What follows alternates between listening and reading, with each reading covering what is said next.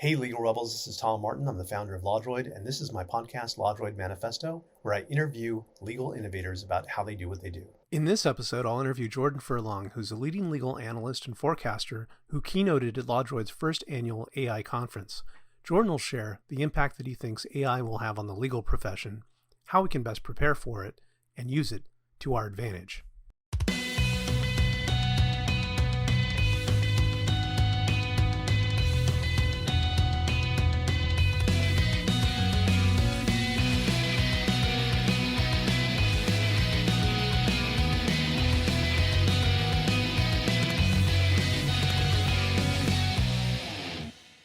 Welcome to the LawDroid Manifesto podcast. My name is Tom Martin. I'll be your host, and I'm thrilled to have my guest for today, Jordan Furlong, who was the keynote speaker at LawDroid's first AI conference back in January. Jordan, pleasure to have you on the show. It's great to be here. Thank you very much for the opportunity. Jordan, if you wouldn't mind giving us a little background about what you do, who you work with, and what you consider your role to be. The way I tend to describe myself, for lack of any better nouns that have come to the fore, is a legal market analyst, forecaster, consultant. I work with any number of stakeholders within the legal sector. That tends to mostly be law firms of all sizes and jurisdictions. But I've also done consulting work with law societies here in Canada and law schools, all sorts of different associations, organizations, mostly here in Canada and in the US, but also some elsewhere, Europe, Australia, a few other places as well. And the common denominator for me really has been wanting to approach people in this area, particularly lawyers, to communicate to them my very strongly held perspective. And this has been, I have felt this way since well before we had to, we had the run in with the pandemic and the run in with, and everything is happening with AI, is that everything's going to change, folks. It's going to change really fast. And one of the reasons it's going to change is that what we've got right now is not sustainable. It is not, as a sector, as a legal services system, as a marketplace, as an element of a functional democratic system, the legal services system is just not working, or it's not working properly as well as it should.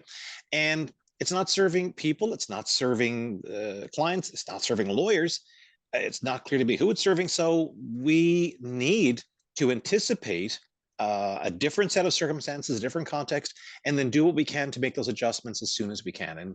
And that, generally speaking, has been, along with my recommendations on how they should do that, that's kind of been fairly consistently my message for about 15 plus years now. You have a website, right? law21.ca. That's where most people can follow up with you and learn more about what you have to say.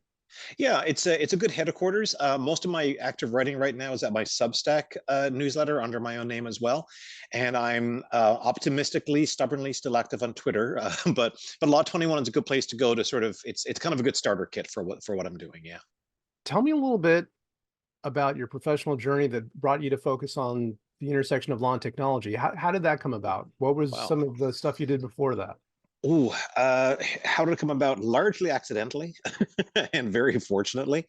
I graduated law school in '93, articled at a Bay Street law firm, where they very helpfully, after a year, sort of said, "You're not really cut out for this," and they were, I think, quite right to say so.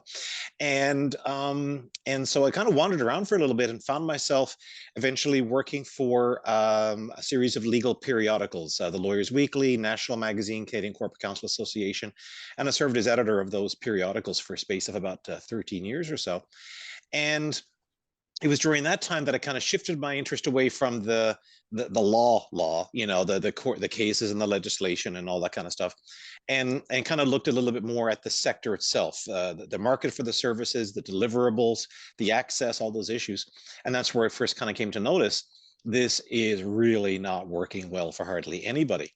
And this being kind of the mid to late 2000s, I began blogging, because that was a thing you did back then, and just writing about these sorts of issues. And I did some of it at slaw.ca and then at my own website, Law21.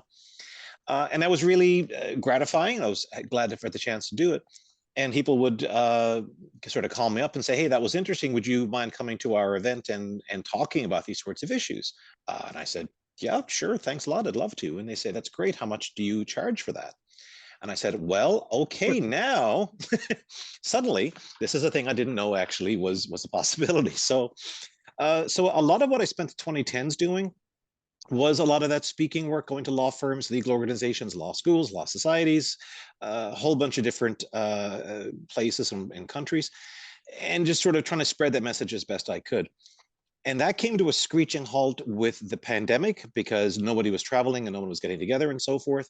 So I switched at that point to doing some more consulting work with law societies and did a couple of reports for the BC and Alberta law societies about lawyer licensure and competence. So it's really kind of been all over the place, and there's been no particular direction or destination in mind. But to circle back to the question you asked me some time ago, what brought me to the intersection of law and technology? What has always interested me about technology, and I am not a tech guy at all, like not remotely. So I saw technology. Yes, obviously it's a tool for getting things done and for accomplishing stuff. But in the law, especially, technology is also a bit of a canary in the coal mine because when you look at all the various technologies and tools that are available to lawyers and law firms and how few of them have ever been implemented and how few of them have actually made an impact. And I was like, why is that? Right? Doctors, when there's a new surgical technique or a new scope of some kind, they will embrace it. They'll say, hey, here's something we can use to do our jobs better. Why isn't this the case with lawyers and law firms? So for me, and there's lots of reasons for that, which we can talk about if you like. But for me, technology is useful only insofar as this is something we can use to do our jobs better, to have more effective outcomes for our clients, to be done with our own work faster so that we can go out and go for a walk or see our kids or do other things that life would suggest that we consider doing. Um, and the fact that we have struggled with it speaks to our culture, speaks to our training, and speaks to a lot of the incentives built into our business model. So for me, that's kind of it's not interesting to me so much for what it is itself, but for what it reveals, I think, about us as a profession. Was there anything in particular, though, that along that journey Mhm. got you to focus on the technology part of it? Mm. Was it just that that you were interested in that, or was it more of like it created more of a complex interaction between lawyers and how they do their job, or what, or Yeah, was it just market demand that people were asking for it? well, yeah, that's the kind of funny part is that people were sort of well, people even before AI, right, were contacting me saying, "Hey, can you come and talk about all the impact of the latest technologies?" And it's like, I can find you 10 people in this country alone who can do a better job of that than I can. Right. And one of the keys to being successful, as you know, is figure out what you're really good at and focus as much as you can on that. And if it's peripheral to your interests or your expertise, get someone else on the job for you. So for me, yeah, I mean, technology is it's instrumentalist, it's catalytic, it's revelatory, and it's really important as being, I guess for me, the one function that technology has to offer us as lawyers that I really wish we would take up and we would take up ages ago is its force multiplier aspect. You can get so much more done, so much more quickly, so much more easily if you embrace the use of technology. And this is not a secret delivered from on high in stone tablets. This is screamingly obvious. So yeah, I mean, so part of my presentations and my message to lawyers has been, you should be using this tool. But when they don't, then I say, okay, now we got to look behind. What is it about the way you run your business? What is it the way in which you approach your work and approach your relationship with clients that builds up this level of resistance where you're not delivering? You could be doing so much more than you are. Why aren't you? It's like, what are the issues going on here, guys? It's crazy to me. Were there any mentors along the way that kind of, amplified this Mm, focus? yeah. I read your book, and I know that Oh, Richard Susskind, for example, was mhm. one who wrote a review on there. Were you influenced at all by his work? Oh, 100%. No, Richard, both in terms of the example he set, in terms of the work that he was doing, and the message that he was sending, and the impact that he was having. Very inspirational to me. I very much suspect that if Richard hadn't had the career that he has had and is having, I wouldn't be sitting here chatting with you today. So as an example, as an inspiration, no question, but also as an individual, I've been very fortunate to interact with him several times. He's always been very encouraging, about the work that I'm doing. We are not completely ad item in terms of our views on the market, but that's fine. I wouldn't expect that we would be. So he's been very inspirational that way. And I think the other big thing for me was, and this kind of goes back to my time when I was still working with the national magazine at the CBA. One of the things that one of the perks of the job was you got to go to Chicago to attend the ABA Tech Show. And especially during that time, Canada had a number of pioneering legal technology practice management people, Dan Pennington in Toronto, Dave Belinsky in Vancouver, Simon Chester in Toronto. And if I keep naming names, I'll eventually, name someone I forget. And I had a chance to meet them, as well as many very influential people in the US, Dennis Kennedy and Matt Holman and Ron Friedman and all these folks, Carolyn Elephant. And that really was instrumental. So it's funny, I got a call the other day from a brand new reporter at the ABA Journal. She was saying, yeah, I'm about to go to my first tech show. I said, awesome, go, meet people, talk to people. It's an amazing community. And I think that still applies to the larger legal innovation community. It's much bigger now than it was, much more diverse than it was, which is terrific. But one of the things I try to do as much as I can is give back in that regard, and to be a resource for people as well who are coming into this community that way. Yeah, it's definitely a tight community, and one that I think, really builds on itself, especially at events like Tech Show. You get to connect when mostly you're on Twitter, just speaking virtually to each other, and those connections are really important. Yeah, no, absolutely. Yeah. I hope you don't mind me asking, but you did mention that there were some things with Professor Susskind that you didn't agree on. What would be one of those things? Yeah, I think one of the and again, this I think probably goes not less to a disagreement on the merits and more in terms of focus and expertise, because Richard's background, of course, is heavily into technology. I mean, he was an AI pioneer back when none of us knew exactly what that meant. And he was writing books on AI when I was applying to work for legal newspapers. So, he has, of course, forgotten more than I've ever learned in this area. And I think Richard has always been and continues to be a very strong believer and proponent of technology as a transformative force. And I recognize the potential for technology in that way, but I have found myself drawn more to market factors, to cultural factors, to institutional factors, human factors, I guess, to explain not only how we've found ourselves in the mess that we're in, but also how we can clamber out of it as well. So again, it's not that I think we see the problem in the solutions a very similar fashion, but I think we stand in two different places, such that we see different facets, and we have we sort of see different pathways towards the same goal. And I think that would apply to a whole bunch of people in the area. Like I said before, it's a much broader field, a more diverse field, a much more populous field than it used to be. And there's a lot of chaotic overlapping of views, and violent agreement, and maybe sometimes not quite agreement.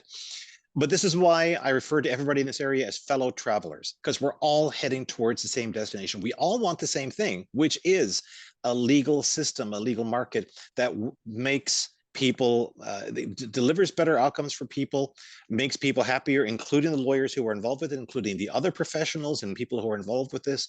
That is the goal that we all share. And we just have different ways of getting there, which is great. Multiple roads lead all the way to Rome. And that makes a lot of sense. I mean, also that our viewpoints are informed by our life experience. And so if he came from AI, then naturally a more of a tech focus would be there. So let me ask you a few questions that are kind of follow-ups to the keynote presentation that you gave at Sure. the Yeah, yeah. conference. Um, One of them had to do with, you had mentioned in your keynote that AI has not seen yet a widespread adoption within the legal profession. Mhm. What do you think are some of the barriers to why that Mm. is not happening? Yeah. And and I don't think it has experienced widespread adoption within the profession. That being said, for something that was not out in the public domain a year ago right now, I think it actually has made remarkable progress and remarkable inroads within the practicing bar and within the profession more broadly. So, I mean, compared to other types of technology, everything short of Google, I think, has does not compare to the ease with which lawyers have embraced the opportunity. That being said, it's nowhere close to a critical mass of lawyers or legal professionals in this regard. I still routinely come across lawyers who say, "Oh yeah, I heard about that. Wasn't there some guy in New York who like got in trouble because he put a fake case into the court?" Yeah, that's the AI thing, isn't it? Which, and so that speaks a part of it too. To the extent a number of lawyers have heard about this, they have heard about literally the worst case scenario from a Right. lawyer's point of view, which is that, oh my God, you are literally on the front page of the New York Times for your incompetence. So I think the fact that lawyers are hardworking people who have a lot of pressures and a lot of demands and don't have the time to put their head up and look around and see what's going on, plus the fact that bad news travels faster than good news, and I guess finally, the fact that a lot of lawyers, if you're working in a law firm, there's probably all kinds of rules about you can't use this, you can't use that. I mean, there's some people who can't even access Facebook from their firms, whatever. So I think there's a lot of in the kind of factors you would think would play into this point. That having been said, and you can probably speak to this as well. I have not come across any lawyer so far. I mean, small sample size, fine, and it's a very biased sample maker. I haven't come across any lawyer so far who said, "Yeah, I used generative AI, and it wasn't much of it. It couldn't really do much. Wasn't that interesting? I didn't think it was cool at all." Right? It's not the experience. People say this is freaky. This is amazing what it can do, and the more you play with it, the more you see what it can do. Right? And that's not to say that lawyers aren't obviously aware of the dangers and the pitfalls that are involved with something like this. But the more that you are exposed to what generative AI can do, not just in terms of text, but in terms of imagery and photography and who knows what else is going on out there, which I'm kind of afraid to think of, the more you see what it can do, the more your imagination should be captured by it and say, wow, what if we could do this? What if we could do that? And I think I'd like to think we are still at that discovery stage as a profession. And I am reasonably confident we will pass through the adoption curve here a lot faster than we did for almost any other technology. Well, 100% that we're at the discovery phase of all this. I will say though that some lawyers do have that meh kind of reaction. But Mm-hmm. what I found when I dig a little deeper is that, the prompting that they put to the test is really minimal. So Mm-hmm. if you put very little effort into what you're asking AI to do, you're going to get very little effort back. And so Mm-hmm. that's pretty Oh, much. yeah. Oh, well, I did a piece on my Substack a few months back talking about how the critical skill for using generative AI is prompting, which is the same thing as instructing, right? How well do you instruct a junior? If you call a junior into your office and say, find out, create something of X and Y and Z and go, right? And they're like, what? Give me some context. Give me some background. What's going on, right? So, generative AI can do a whole bunch of things that cannot read your mind. So it does take some time and patience to work with it. And I guess if you're just used to banging in words in Google and letting autocorrect figure out what you're talking about, sure, it takes more than a moment's effort. It doesn't take that much more. So if you truly are, as a lawyer, too lazy to form an actual sentence, a question, to put something into the bar, then okay, that's great. Godspeed. But the people who are more inclined to construct a query like a grown-up are going to be a lot more successful than you are in this regard. Another follow-up on the keynote was that you said that AI had the potential to open the floodgates for legal access. Mhm. And what are some ways that you think it could do Mm. that? Yeah, it's funny, yeah, because because I did use the term "open the floodgates," and actually, while I was giving the presentation, I thought to myself, for your average lawyer watching this, that's probably a negative image. I probably should have chosen something a bit different, right? Because when we say open the floodgates, we often sort of say, oh no, here comes a flood. Here comes like, millions of volumes of water to crush and drown us all. And it's like, okay, that wasn't actually what I meant. Maybe it's almost like we want to raise the barriers to the playing field and let more people get into the park and play, might be a better way to phrase it. Because one of the things, and I've thought this even before generative AI, but AI does, I think, provide us with a perfect illustration of this. I have felt that even within this community of legal innovation and the conversations we're having now, which are much more voluminous than they used to be, we still focus way too much on the supply side of the market. We're talking about lawyers and maybe possibly paraprofessionals or court navigators or people who we can somehow convince the regulators to let them be providers of services. And we can have an entire conversation about the massive bottleneck in supply that we have because we have one. But we need to spend a lot more time talking about the demand side, right? Because again, we know 80, 85, 90% of all legal demand, when you consider it as the total universe of law related life and business problems that people have in this world of ours, then, and you realize that only a very, very, very small fraction, 15% maybe, ever get dealt with by a lawyer, then you realize, okay, that's fine. It's great that we're lowering the ceiling of supply to an extent. Wonderful. But let's raise the floor. Let's give them information. Let's give them empowerment. Let's give them options and opportunities to do stuff, to know more and to do more and to act more on their own so that they can solve their problem themselves. Because I'll tell you, Tom, this is one of the things I wrote this in I mentioned this today in my this morning's newsletter, talking about regulators and this idea of protect the public. And we can have another conversation about that. But one of the things I dislike about that is it just is so patronizing. The public must be protected because they're like children, because they don't know what's good for them, because they're naive and foolish. And we're here to protect you, public, and take care of you. And it's like, they're grown-ups and it's well into the 21st century, and let's start treating people like adults and let them make their own decisions. I'm not saying remove the safeguards, I'm not saying any of that, but I'm saying this idea that our job as regulators is all about protecting the poor helpless public, we have got to lose that idea. Let's empower them so that they are in a better position to make decisions and in a better position to know the right thing to do, right? And if that chops a few billable hours off the collective output of the legal profession, I personally can live with that because I think it's definitely worthwhile doing. I completely agree with you, which is probably predictable. Yeah. But that people should be allowed to make their own market choices about what kind of representation or just legal information that they want. Yeah. We shouldn't be making those choices for them. So Yeah. But give them information so they can make informed choices, and don't charge them to give them the information. That to me is public policy 101. But yeah. And one thing I point out to our either watchers or listeners here is that you wrote a book about the demand side, which is law as a buyer's market, right?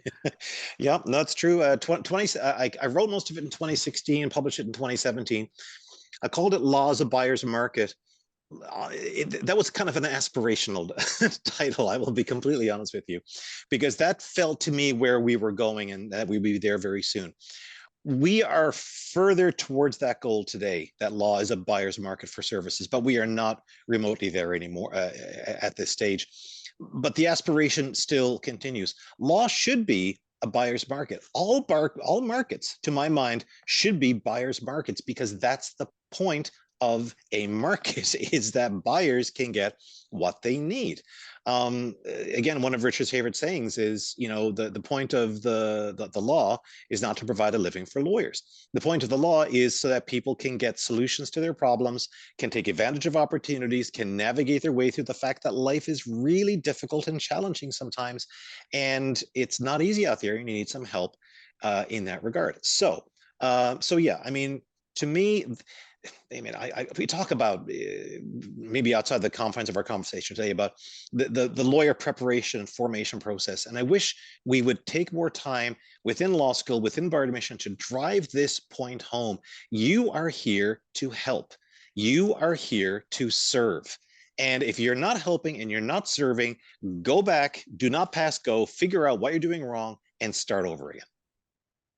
And that segues well into a follow-up question I have about the keynote, which is you had also mentioned about AI's impact on the creation of new lawyers or young associates and their training.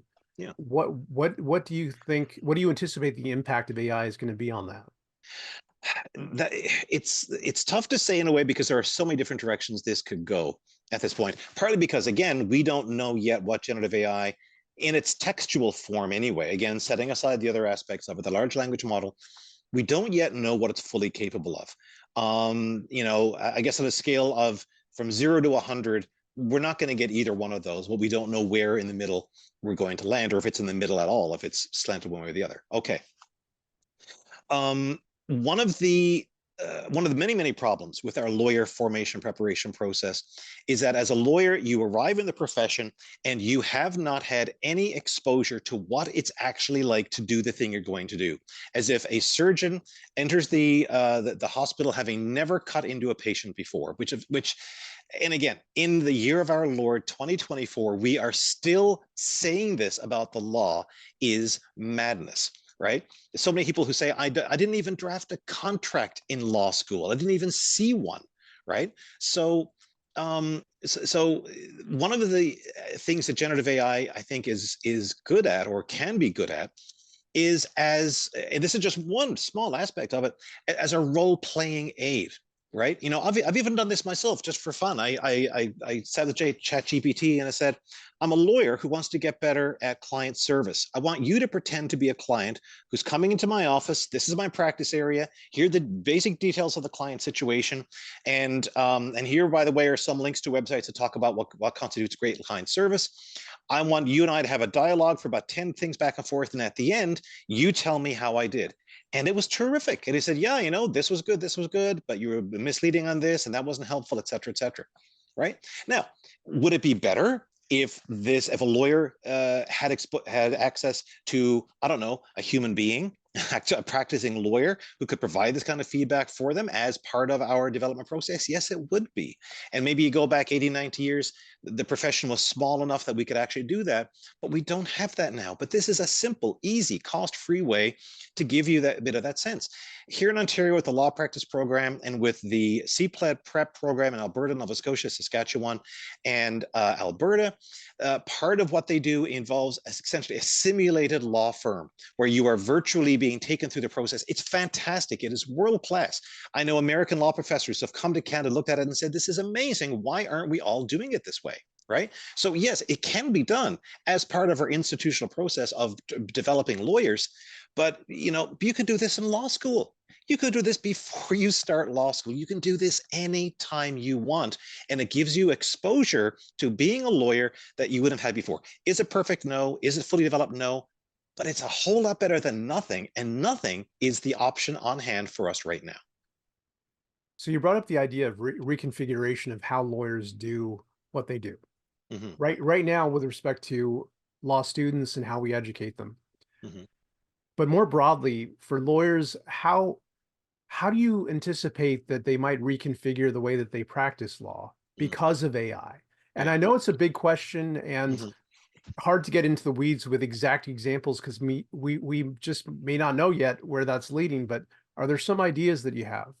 Yeah. I mean, the easiest way to get a sense of my thoughts here, I did a piece last week on my Substack called Advocate, Advise, and Accompany. And that's where I kind of set up my vision of, just for fun, let's assume that generative AI actually hits something like 70 to 80% of its potential, and it accelerates so much legal work and is able to automate so much legal work that 80% of the inventory of lawyers, all the billable time stuff we've been doing for the longest time, the low to medium level stuff where we punch below our weight on things, that's gone. Something else is doing that. What's left for us to do? What is beyond the reach of even generative AI in its highest form. And said the things that I think fundamentally have always been the core of our value. We advocate for people, we advise our clients, and we accompany them on their journeys wherever they're going from point A to point B. I mean, their journey may be from point A to point X, and we just happen to be with them during J to L. That's fine. For however long we're with them, we're accompanying them on their way to give them that insight and that sounding board and that sense of someone else is with me on this. That I think has always been the core value of lawyers. I wrote a piece ages ago saying the real value lawyers provide to their clients is peace of mind. Because if you've got a lawyer you trust working on it, then the thing that has been hanging over you, the dark cloud or the monkey on your back that's been haranguing you for days or weeks or months, someone else is taking care of it and you can get on with your life, right? And that is a real value that lawyers provide. And so for me, one of the things generative AI can do is clear a lot of that other stuff, offer a place to say, now we can focus on the stuff. And hey, you know what? This is more interesting. This is more fulfilling. This is more valuable. I can charge more for this. And I can charge in a way that does not depend on the number of hours that I practice or the number of hours that I docket, but in terms of the outcomes I provide for people. And I come back again to my original, my founding thought, which is generating positive outcomes for people is kind of the point of the legal profession. This is why we exist. So generative AI has that potential to help clear off the plate for us. It's also helpful because it's as you know, it's a tremendous, not just a tool, but it's an assistant. It's an intern. It's a sounding board. It's your own companion in a way, someone that you can bounce ideas off and use to be a bit of a creativity engine. And how can I explore this and so forth? And that's just what we can see less than a year into it. I don't know how much farther it's going to go. I'm not a full scale. What's the term? The singularity. I'm not a singularity believer. No offense to those who are. I think this is going to go a long way. I don't think it's going to go all the way to original series Star Trek. But even as far as it goes, I think it's going to have a significant impact on us. My fundamental point here, coming in for landing on all this, is if we use it properly, then it should allow us to bring more of ourselves to our work, to be more human, not less, because the human stuff is what's actually left for us. And the human stuff at the end of the day is what really leaves an impact with our clients and leaves an impact on people.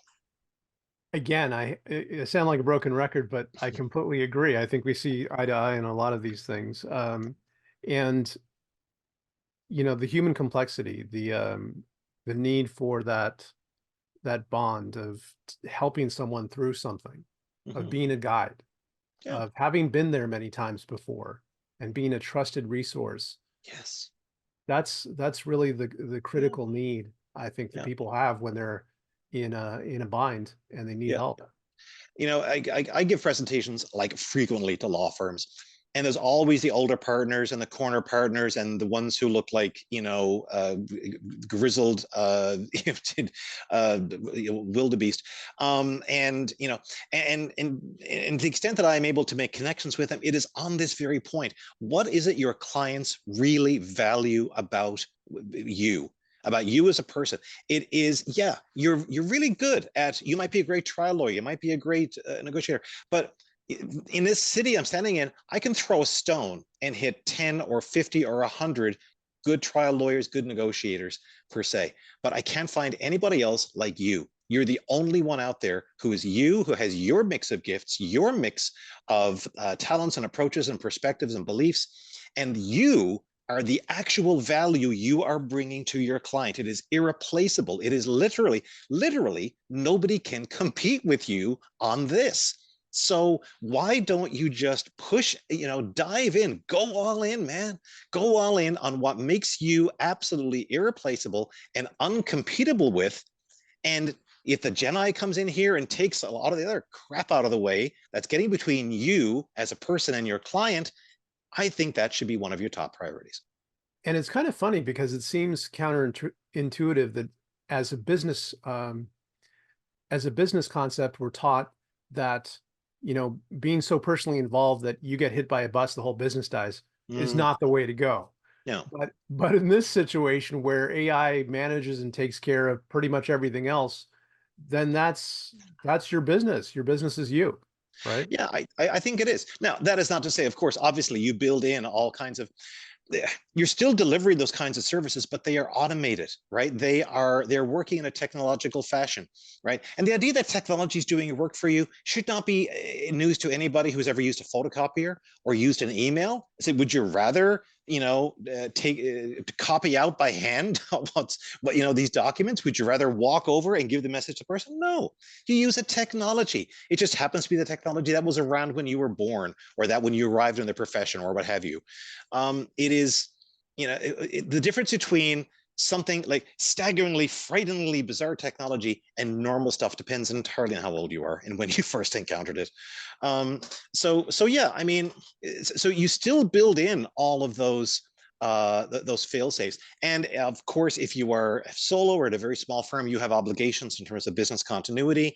And like every law society in Canada and every state bar has rules and regulations around that. So of course, you build in fail safes for yourself as a business provider and as a business owner. But in terms of the value you are providing, in a lot of ways, the work that you do, the actual deliverables themselves, that's just the raw material, that's just the things you're working with in order to deliver the outcome. But the outcome is what the client needs, and the experience of getting the outcome is what the client remembers. That is golden rule number one, as far as I'm concerned, for running a law firm of any kind.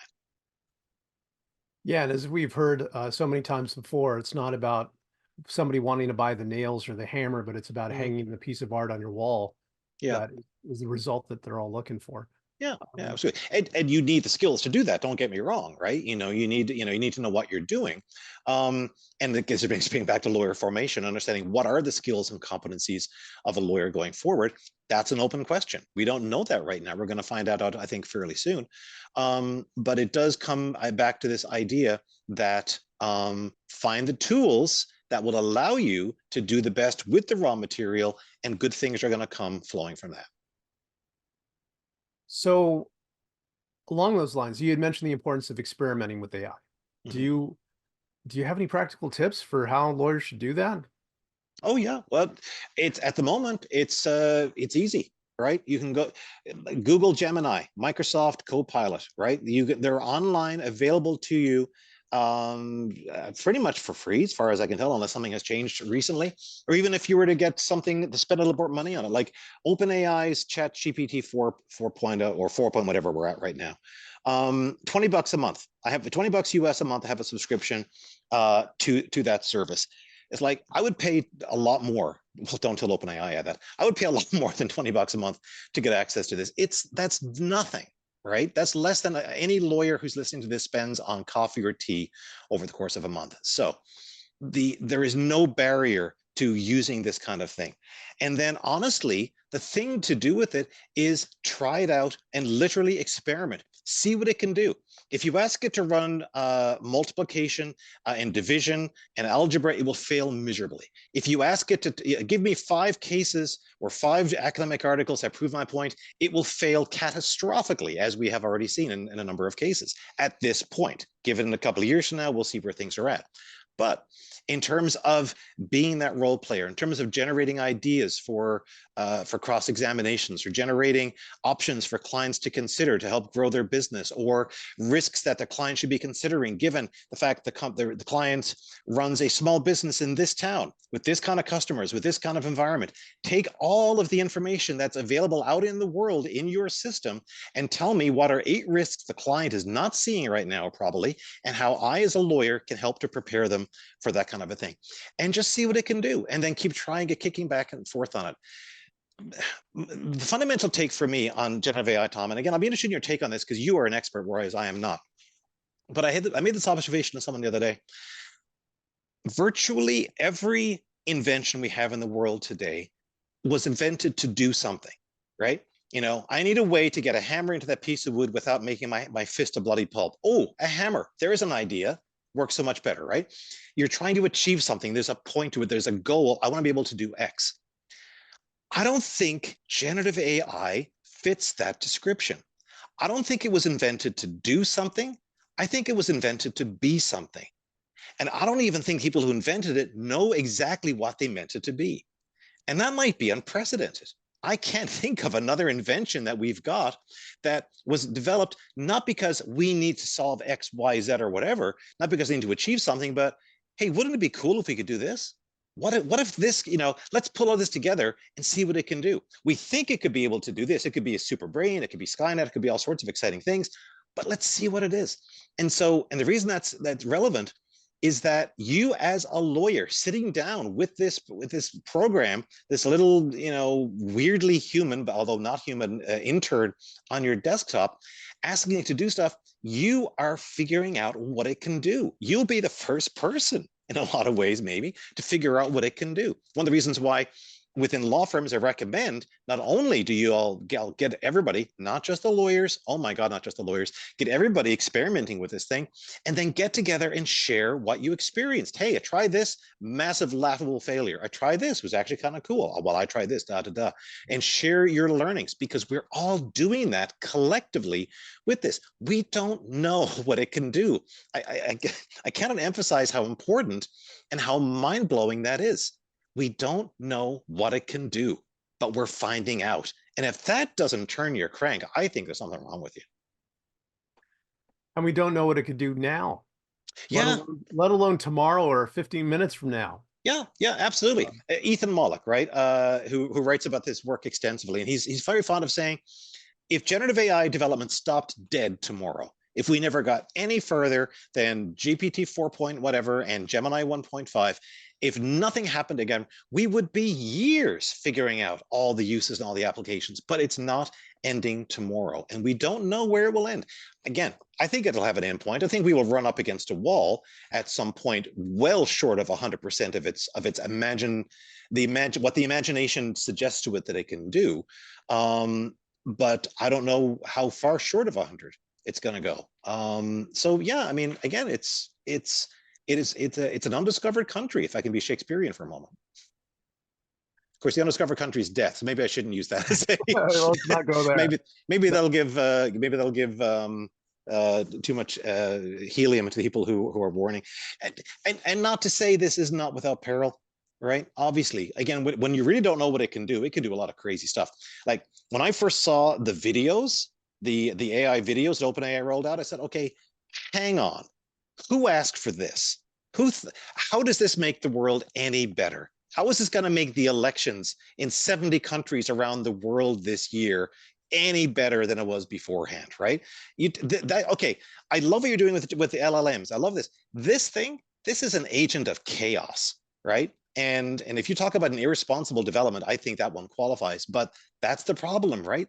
Every technology is going to have good and bad uses, and you can't have one without the other, much as I wish we could. Well, you had asked what I thought about that, and my view of AI is a little more like it's a natural resource, right? It's less like a specific tool, and it's more more like wood. Okay, like we could take wood, we can make a fire out of it, we can build a house with it, we can make the handle on a hammer with it, and it's AI is malleable in the same exact way. It's more left to what our goal is. Yeah, that's true. But the fact that the wood is actually like evolving over time and getting better at helping us use it is quite different. Yeah, no, the wood it's becoming metal, then it's becoming plastic, and it's becoming something we don't know yet what it is. So again, my enthusiasm bubbles over sometimes in terms, because I see the potential for all the good it can do, but I am not blind to the potential downsides. And and I think it makes sense for us to have, if we're not driving with a foot on the brake, we should at least have our foot hovering over the brake and with a very close eye on the road in front of us. It would be irresponsible for us not to do that. But either way, we got to be scanning the road ahead of us to see what's coming up. So I definitely want to ask you about that, but before I do, I'd like to paint a picture of what the costs are of inaction, because I think of course I'm on the same page about being enthusiastic about this, but I think some lawyers stand by the sideline or on the fence, whatever metaphor we want to use, because they don't really factor in what the cost is of inaction. Do you think there is a cost of inaction? What is that? Oh yeah. Any time a new development arrives in the sector in which you're working, well, in this case, it arrives in every sector. I mean, unless you're, down the street putting up a high-rise building with your hands and steel girders, in that line of work, or an electrician, yeah, this is going to affect the kind of work that you're living in. It's going to change knowledge work. It's going to change what we probably still call white-collar work, and I think it's going to change it permanently. So, to be willfully blind to that, or to be complacent in the face of it, I think is deeply unwise. Number one, because you will be largely unprepared for the sharp turns in the road that are coming up, and you could just keep going straight where the road no longer exists because it went over this way. But in the broader sense, you also miss out on the opportunity to contribute to it, to help shape it. This is a point I made in a conversation earlier today. We have a bit of a learned helplessness here in this profession of ours. We sort of say, yeah, we know it's not perfect, we know it's not great, but what are you going to do? It's just the way things are. And it's like, no, that's not good enough for anybody. It sure isn't good enough for the people who have been given regulatory authority and governance of this entire sector to say, meh, what are you going to do? Right? So same thing with AI. It's like, I totally get it. People are skeptical about AI. It's like, great, totally buy that. How much have you used it? What have you used it for? Where do you think the opportunities lie? Where do you think the dangers lie? Because those are very reasonable conversations to be having.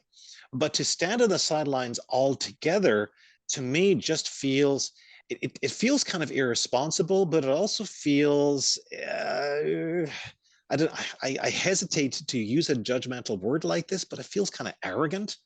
To say this can't possibly affect me. And it's like, okay, you know what? If the only thing you do is argue appellate cases in front of the highest Supreme Court in your jurisdiction, then okay, yeah. If you're a pure barrister, yeah, maybe I'll buy it. But for anybody else, I don't think you can have that level of complacency. And the opposite of judgmentalism, as Ted Lasso, Walter Whitman via Ted Lasso helped us to understand, be curious, not judgmental. My message to lawyers is be curious about generative AI. Don't be judgmental, because the more curious you are, the more you will learn, and the better you're going to be equipped to deal with whatever happens to come our way at the end of it. Well, I'm a big fan of Ted Lasso, and that's a great takeaway for this. Also, Walt Whitman. So talking about the dangers, right? There's a number of ethical implications. And there's been a lot of talk about what those are, but what do you think are the more important ones, the more salient ones that lawyers should really be worried about, and how do they deal with it? It's a really interesting question. And it's funny because I got a call from a reporter from a US legal magazine a few days ago.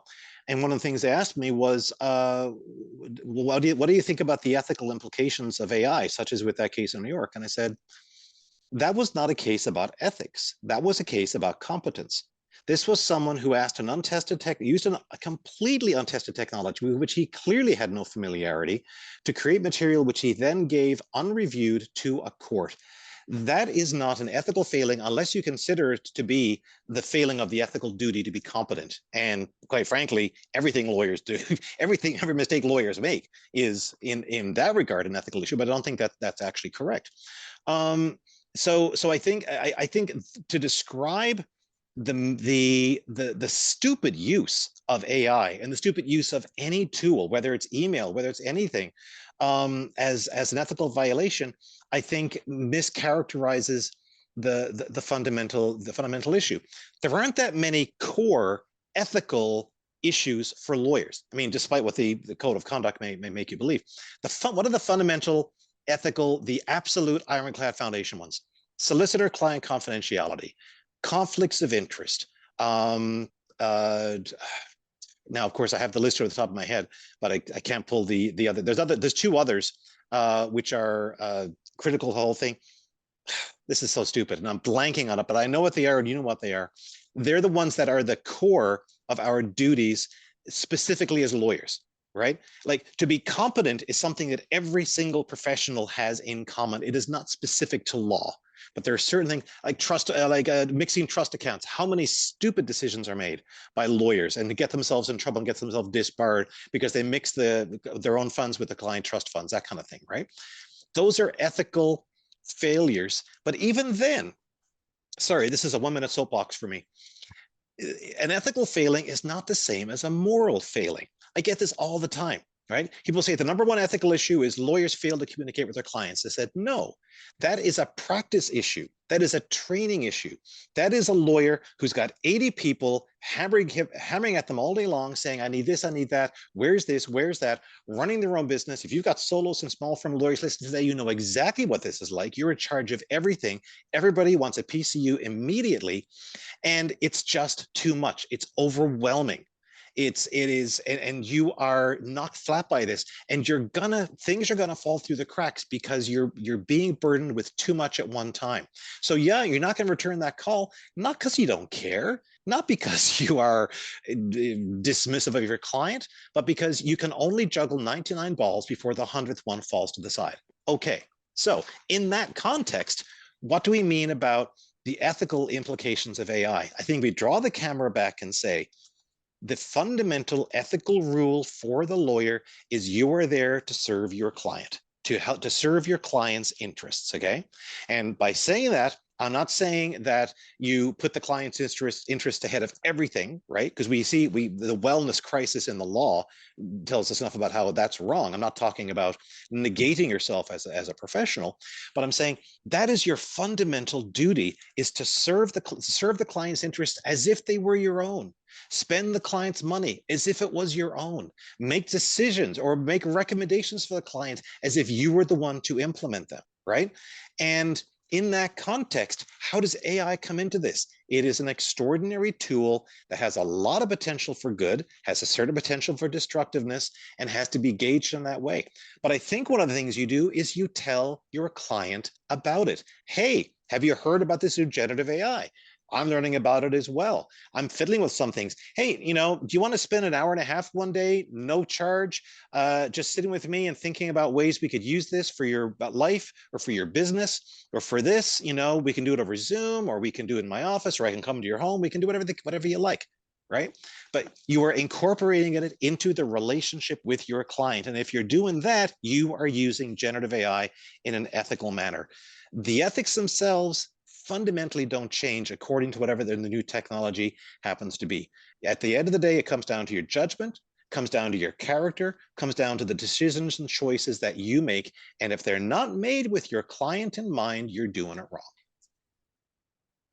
Definitely. All of these court rules that are coming out, or local rules where the judges are saying that you need to disclose using AI, or you have to give me a list of all the cases. Mm-hmm.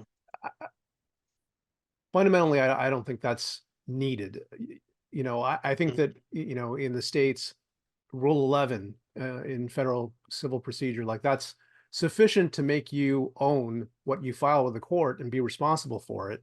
So having these tacked on additional local rules are really not necessary. Yeah, And, I agree. I mean, it can't hurt to send out a warning as a court to say, hey, as you've probably seen from our friend in New York who did us all a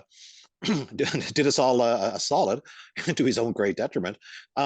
You've seen and heard about the problems that generative AI has created. What we can advise you is it is absolutely not a good idea, deeply inadvisable to do what he did, to use ChatGPT for anything that is submitted to us as a court or used as a legal point, right? Lots of other ways you can use it, and there's resources out there you can find out about, but just to give you the heads up, this is happening, and protect yourself, protect your client's interests, protect our interests, and be aware of that. You don't have to make it a rule. You don't have to make yet another freaking burden on lawyers. Oh my God, I got to file something else with the court, right? Just advise them. As I'm fond of saying, they're adults. They can figure it out. And if they can't figure it out, if they still, even after having been advised by the court directly, don't do this, if they do it then my sympathy levels go considerably down. Well, look, you're prolific in your writing, and how do you stay up to date on the developments in law and technology, especially considering the fact that they've been coming, wave after wave after wave? Are there any Yeah. resources you would recommend to anyone? Oh, well, the resource I would recommend most is finding a way to clone yourself 5 or 6 times because I could use that. Um, yeah, it's like a fire hose. It really is. And I can't. I mean, I subscribe to a bunch of Substacks, including yours, Tom. I try to. I'm on Twitter still, stubbornly on Twitter, and I have a number of friends who've left it on principle, and I totally get that. My thing is, I was there before he arrived. I intend to be there after he's gone. I'm not giving him the satisfaction of bailing on it, and I still get some value out of it. I just curate my feed very carefully. So if you're interested, I mean, you can go to my Twitter account, look under my following. I follow like 200 accounts maximum, you know, and some of them are just for fun. So you can probably find a sense of the people that I'm listening to, and I just dip into that river with some frequency. I read the Substacks. Eden Moloch is a great resource outside of the law. You know what? I could add 10 or 15 more. Just don't have the time because AI isn't, despite the fact I've been yapping about it for like an hour, it isn't even the thing I do most. It isn't even the area that I'm actually the most interested in. I am deeply interested in lawyer formation. I am deeply interested in access to a working legal system. I'm deeply interested in the lives of lawyers and the service they provide to clients. AI is fascinating. I think it has the potential to unlock a lot of doors that we didn't know existed before. But I also don't want us to take our eyes off the ball to say it's this the game here, the point here is still serve your clients, be a responsible, ethical professional, make things better. It's and it sounds like a childish directive, but I speak to law schools and law students fairly frequently, and I said, you're being told right now that all the great visionary it's aspirational things about being a lawyer and this and that and so forth, and you're going to get into practice and a Mack truck's going to hit you, and you're going to think, oh, was all of it just crap? Was all that talk about the aspiration, the profession, the higher duties, was that just nonsense? I'm like, no, it wasn't, and it isn't. And you got to keep on believing that. You got to believe in that for yourself. You got to believe in that for the work that you do. So that to me is also a fundamental plank of everything we're doing here. I think it's interesting that what you do actually is an example of an alternative career within the legal profession. And for anyone who might be listening or watching this, do you have any suggestions to them if they want to do what you're doing? Like, what is a way that they can do that or pursue it? Um, what recommendations do you have for them? Wow. First of all, the fact that I got here completely by accident and by good fortune and by guiding hand is the first thing. And I think that probably describes most people at any point in their careers. I like to say I look back on the path I took to get here, and it makes no sense whatsoever. There's no direction or rhyme or reason, but I also feel like I couldn't have wound up anywhere else. I wound up where I'm supposed to be. Um, when I do talk to law schools, and this comes up all the time when I'm talking to law schools, is often the first question I get from the students is like, tell us about the alternative legal career. And I said, well, first of all, the first word you need to drop here is alternative, because it suggests that there's a default. It suggests that there's a proper legal career.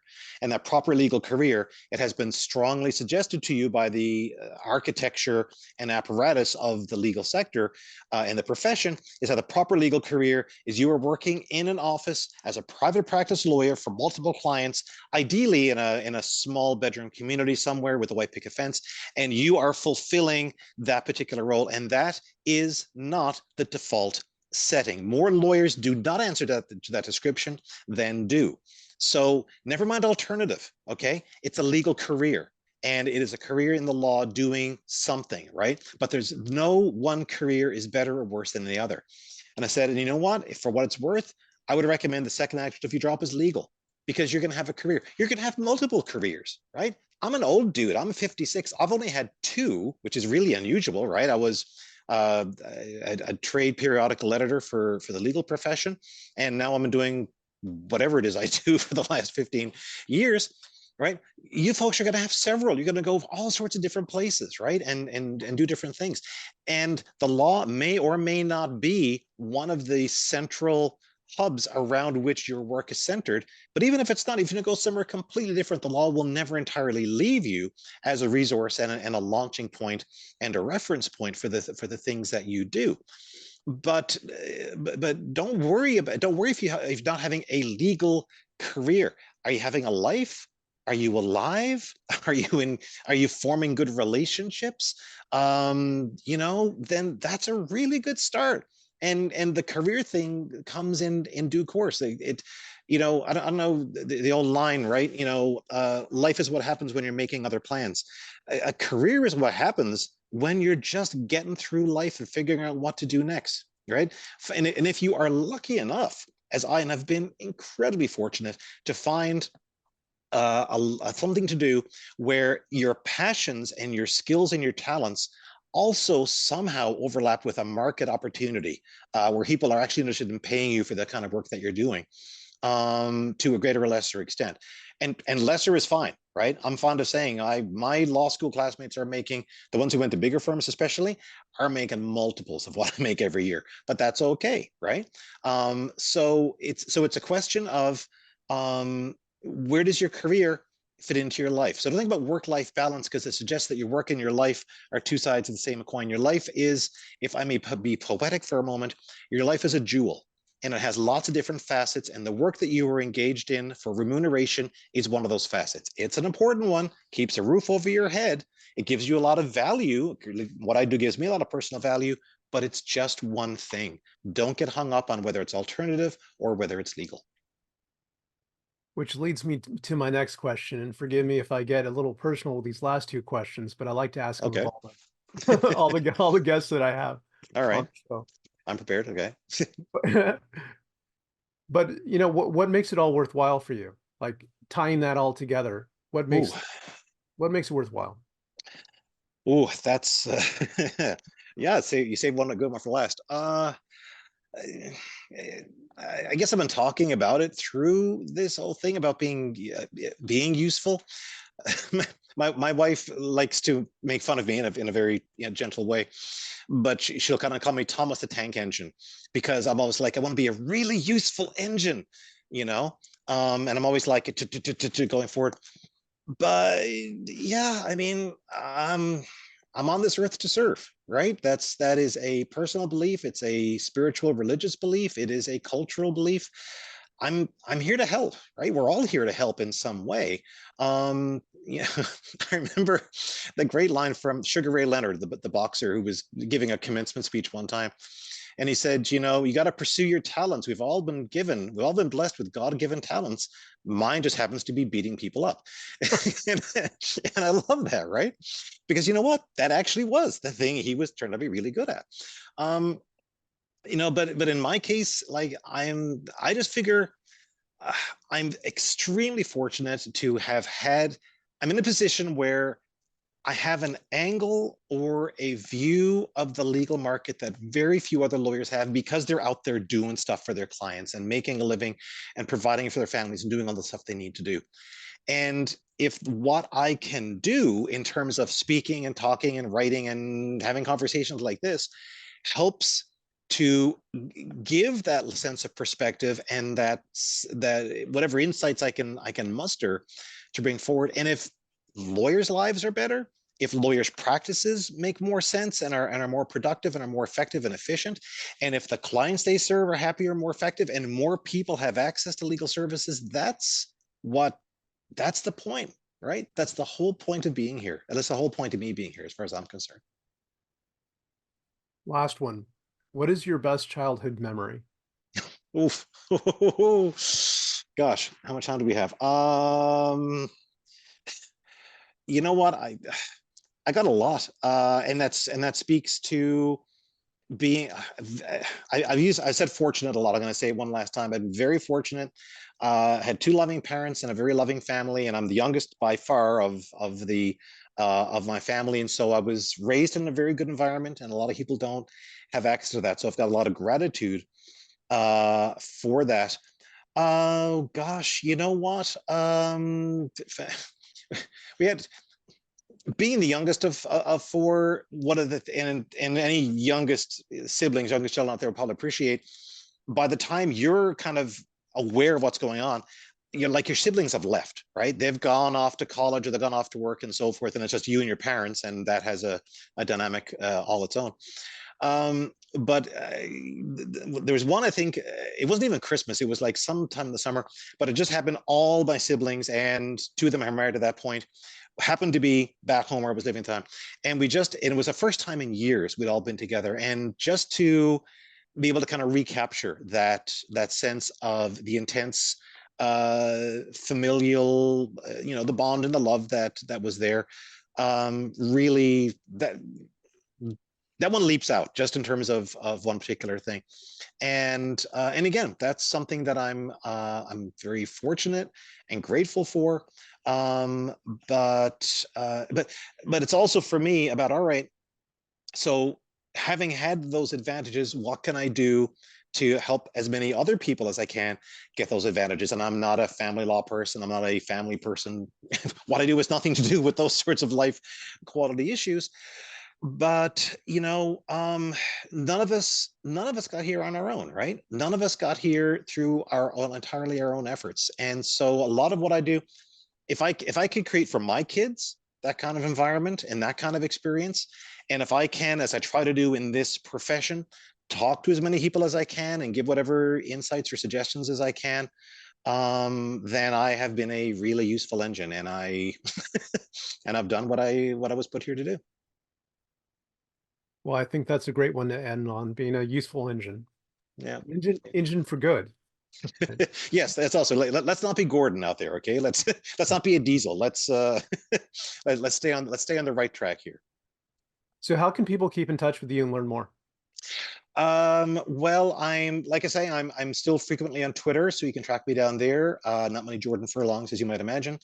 Substack, I'm publishing every week, 1 or 2 weeks there. That's the easiest thing. I'm on LinkedIn, although I don't tend to use it as, like, again, only so many places you can be at one given time. But find me on Twitter, find me on Substack. That's the most current stuff for me. Yeah, and that's probably the best way to run me down.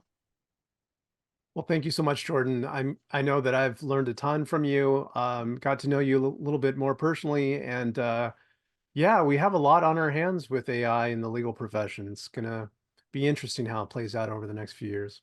Yeah, it really is. Thank you, Tom. I really appreciated the chance to speak with you today. Take good care. Thank you so much for watching the latest episode of the LawDroid Manifesto podcast. To keep in the loop about upcoming episodes, please subscribe to LawDroid Manifesto and you'll get notified.